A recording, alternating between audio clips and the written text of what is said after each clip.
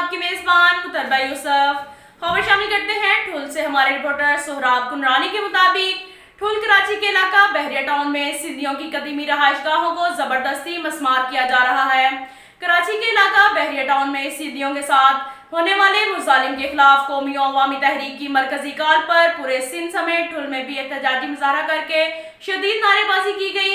इस मौका पर कौमी और अवामी तहरीक के रहनुमा इजाज कुनरानी, वहाब सिंधी समेत दीगर का कहना था कि मलक रियाज आलमी साजिशों के तहत कराची में एक नया इसराइल बना रहा है, जिसकी आड़ में सिंधियों के कदीमी घरों को मस्मार करके इन पर गोलियां बरसाई जा रही हैं।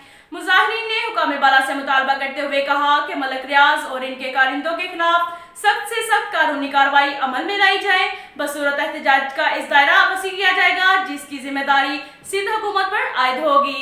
अब तक के लिए इतना ही काफी है। मिलते हैं अगले बुलेटिन में, हमारे साथ रहिएगा। अल्लाह हाफिज।